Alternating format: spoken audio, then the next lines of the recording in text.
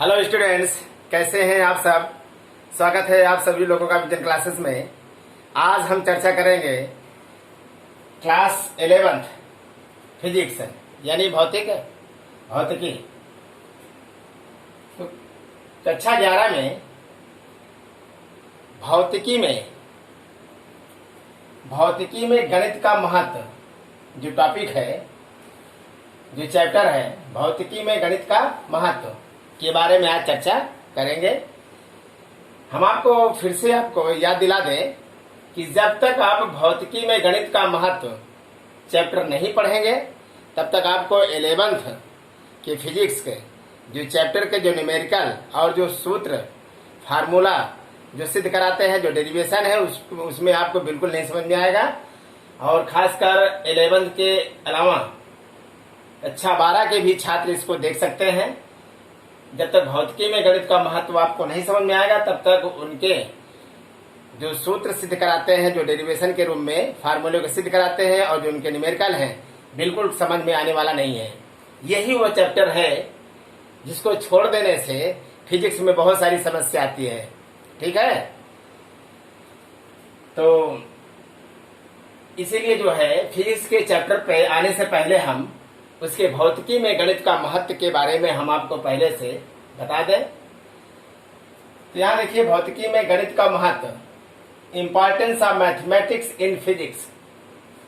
Importance of mathematics in physics में 5 topic है। 5 topic आपको पढ़ना होगा, तभी आपको एकदम सही ढंग से समझ में आएगा। जब तक ये 5 टॉपिक आप नहीं पढ़ेंगे तब तक आए दिन आपको फिजिक्स में वो चाहे सूत्र सिद्ध करें डेरिवेशन के रूप में, या चाहे सवाल या न्यूमेरिकल भी सवाल अगर जब सॉल्व करते हैं तो हमेशा आपको जो दिक्कतें हैं वो आपको देखने को मिलेगा। इसलिए आप इनके जो है, जो importance of mathematics in physics में है, जो 5 टॉपिक है, इसको आप अच्छे तरह से पढ़िए। अब इनके जो 5 टॉपिक है इनको 1 बाय 1 करके हम सबको बताएंगे। तो पहला टॉपिक है बीजगणित। ये बीजगणित यानी एलजेब्रा का भी बहुत बड़ा महत्व है फिजिक्स में। और दूसरा टॉपिक है निर्देशांक ज्यामिति, कोऑर्डिनेट ज्योमेट्री। कोऑर्डिनेट ज्योमेट्री का भी बहुत बड़ा योगदान है। तीसरा है त्रिकोणमिति, टेग्नामेट्री का भी बहुत बड़ा योगदान है फिजिक्स में। चौथा है अवकल गणित, मतलब डिफरेंशियल कैलकुलस। डिफरेंशियल कैलकुलस का भी बहुत बड़ा योगदान है, बहुत महत्व है, बहुत इंपॉर्टेंस है। और 5वां है समाकलन गणित यानी इंटीग्रल कैलकुलस। सभी टॉपिक अपने आप में बहुत महत्व रखता है, इनको सभी को पढ़ना पड़ेगा।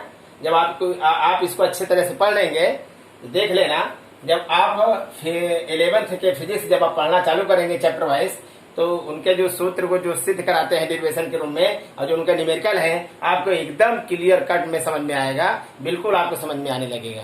ठीक है ना।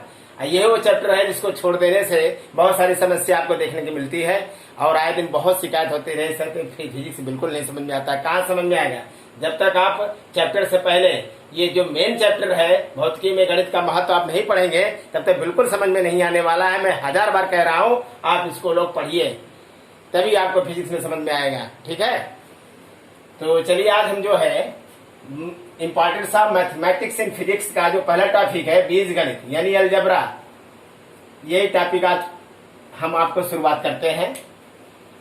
1 बाय 1 शुरुआत करते हैं। जैसे ही खत्म होगा हम दूसरा टॉपिक स्टार्ट करेंगे, फिर तीसरा, फिर चौथा, फिर 5वां।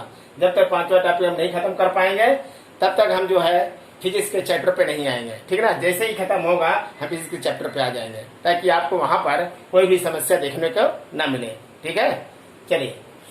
तो पहला टॉपिक क्या है? बीजगणित यानी अलजेब्रा। यहां पहला है बीजगणित।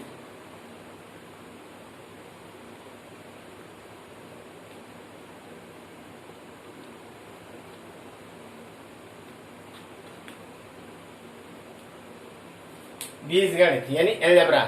अब एलजेब्रा में भी आपको बहुत सारे टॉपिक पढ़ना पड़ेगा और वन बाय वन करके हम आपको बताएंगे।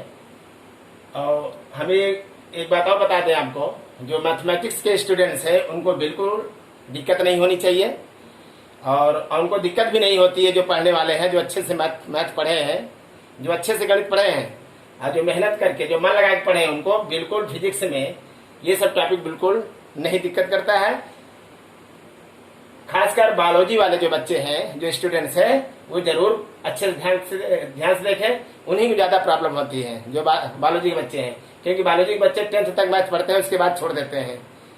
तो यहाँ पर जो भी टॉपिक है, इंटरमीडिएट के भी टॉपिक आ रहे हैं, जो इंटर में मैथ पढ़ते हैं उनके लिए तो दिक्कत होती ही नहीं, जो बायोलॉजी लेके पढ़ते हैं 11th 12th में, उनके लिए यहाँ पर देखने को मिलता है। तो चलिए यहाँ पर बीजगणित में एलजेब्रा हम स्टार्ट करते हैं। पहला टॉपिक है बीजगणित। एलजेब्रा में हम पहला स्टार्ट करेंगे। तो एलजेब्रा में बहुत सारे टॉपिक है, इसलिए पहला स्टार्ट करेंगे द्विघात समीकरण। इसमें कुछ बच्चे को मालूम होगा द्विघात समीकरण क्या है। द्विघात समीकरण यानी quadratic equation, quadratic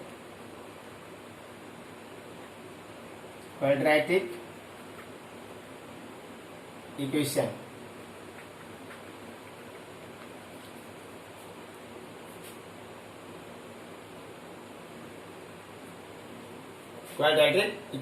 quadratic equation, ठीक है ना। द्विघात समीकरण।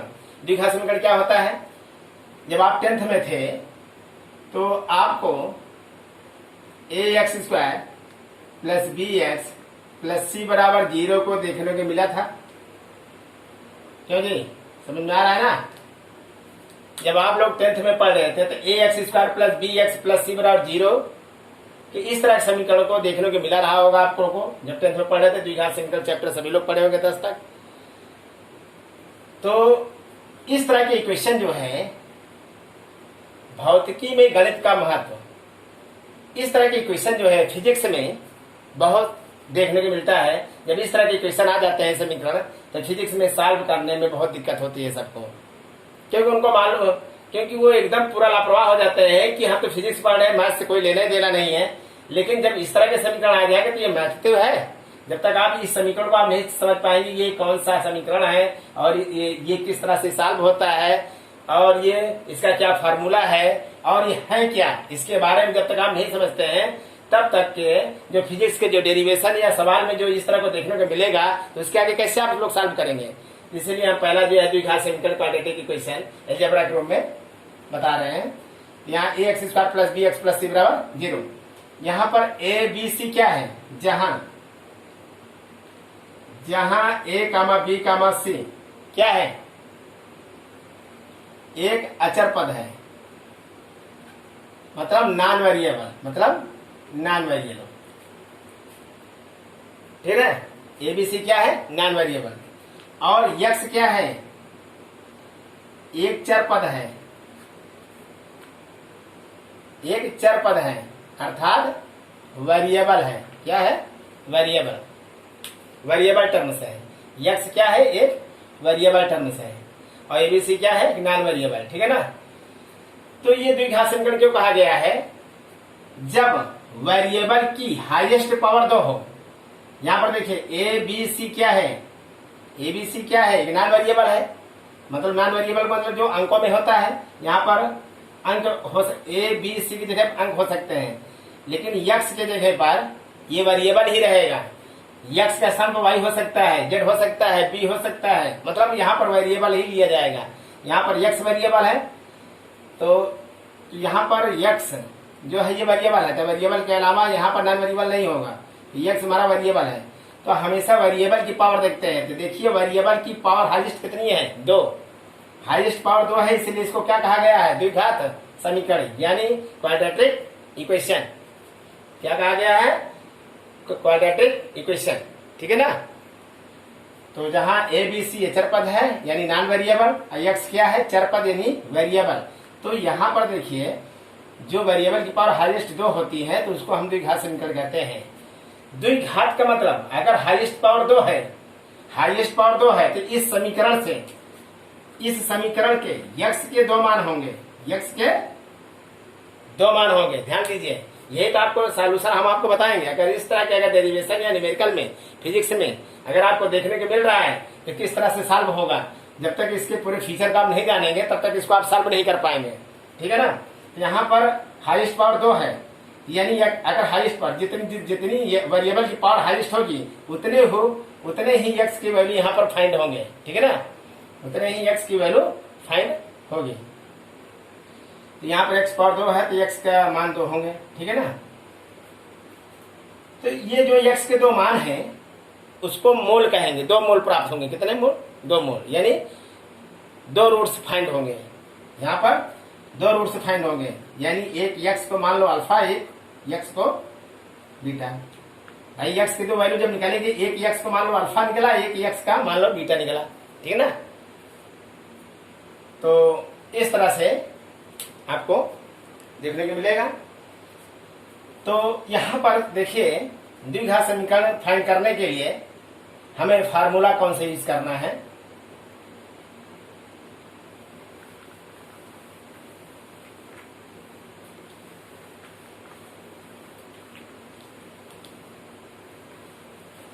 द्विघात समीकरण प्राप्त करने के लिए जैसे मान लो ax² plus bx plus c बराबर 0।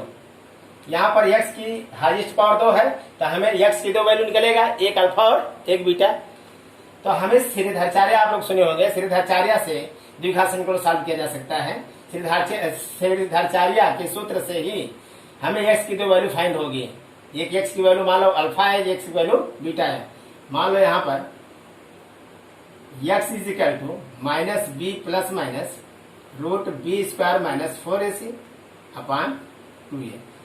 यही वह सूत्र है जो दो घात समीकरण को सॉल्व कर देता है, क्वाड्रेटिक इक्वेशन को सॉल्व कर देता है। वैसे भी हाई स्कूल में आप लोगों को द्विघात समीकरण को सॉल्व करने के 2 तरीका सीखे हुए, एक फैक्टराइजेशन मेथड, एक सूत्र मेथड। तो फैक्टराइजेशन मेथड यहाँ बताना उचित नहीं है, क्योंकि हम ऐसा फार्मूला क्या होता है, सारे क्वाड्रेटिक इक्वेशन को सॉल्व कर देता है, सभी द्विघात समीकरण को सॉल्व कर देता है।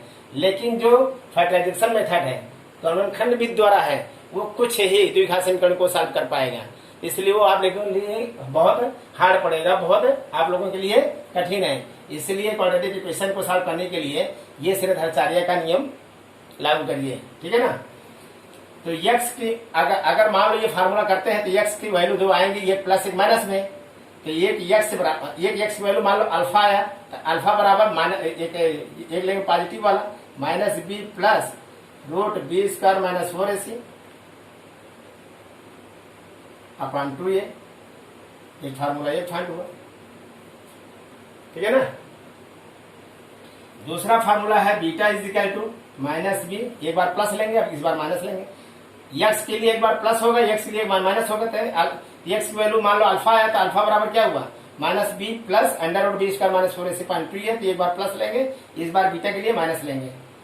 तो यहाँ पर minus B square minus 4ac upon 2a। बात समझ आई? ये 2 फार्मूला इसके हैं, इसे के थ्रू हमें सॉल्व करना है, ठीक है ना। अब यहाँ पर बी स्क्वायर माइनस 4ac के बारे में हम बताएंगे। तो इस तरह से अगर द्विघात समीकरण दिया है तो इसी फार्मूले सॉल्व होगा। तो हम कुछ जो है एग्जांपल के तौर पे हम आपको बताएंगे कि इसके कैसे मूल या रूट से फाइंड होंगे, ठीक है ना।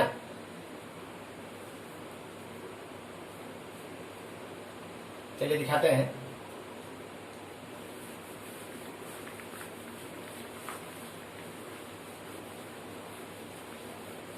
इसके और कुछ फार्मूले हैं, देख लीजिए।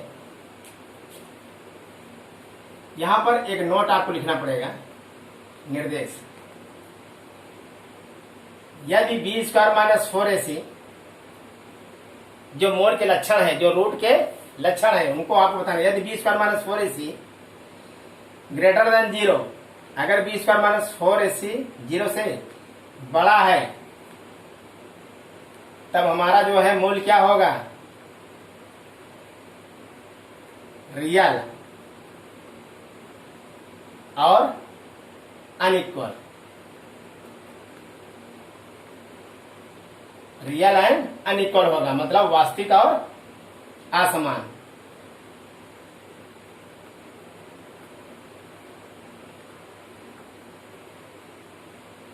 अगर किसी भी द्विघात समीकरण में बी स्क्वायर माइनस 4ac अगर निकालोगे, अगर वो 0 से बड़ा हो गया तो वो रूट तुम्हारा वास्तविक और असमान होगा। कभी कभी फिजिक्स में वो द्विघात समीकरण से उनके रूट को लक्षण फाइंड करने के लिए कहता है। वो लक्षण फाइंड करने के लिए वो ज्ञात करने के लिए फार्मूला यूज किया जाता है। तो ये लगाएंगे, अगर 0 से बड़ा हो जाएगा तो रियल अनइक्वल होगा या तो वास्तविक और असमान होगा। ठीक है ना। दूसरा है, अगर मान लो यहां पर B square minus 4ac equal to 0, अगर 0 के बराबर हो गया तो तुम्हारा मूल अल्फा और बीटा क्या होंगे? अल्फा और बीटा क्या होंगे? रियल होंगे और इक्वल होंगे, मतलब वास्तविक होंगे और समान होंगे, मतलब बराबर। ठीक है ना। तीसरा क्या है, अगर B square minus 4ac less than 0, अगर 0 से छोटा है तो यहां पर इमेजिनरी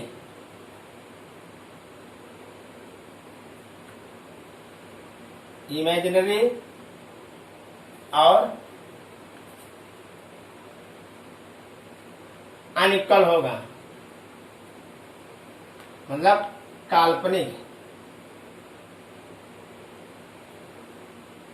काल्पनिक होगा और असमान होगा।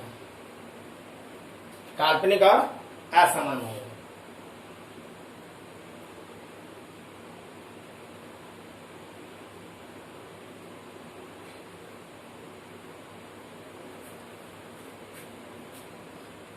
इमेजिनरी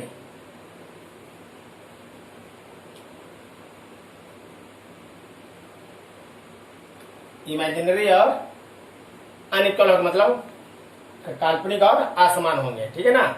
इस तरह के कंडीशन में जो नोट में हमने 3 तक लिखाए हैं, तो उनके लक्षण अगर फाइंड करने के लिए बोलेगा तो अगर वो पहला जो हमने लिखाया 0 से बड़ा होना चाहिए तो क्या होगा, बराबर होगा तो क्या होगा, अगर 0 से छोटा होगा तो क्या होगा। ठीक है ना। इस तरह के हमने सारे आपको बता दिए। ठीक, तो इसके हम कुछ सवाल को सॉल्व कराएंगे।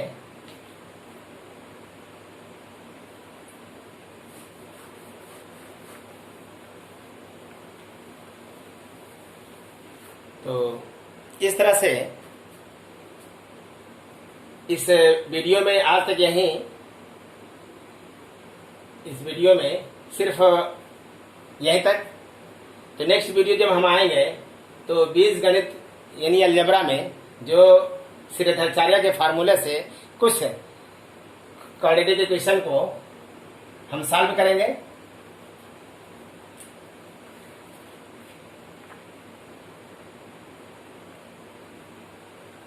आगे देखिए।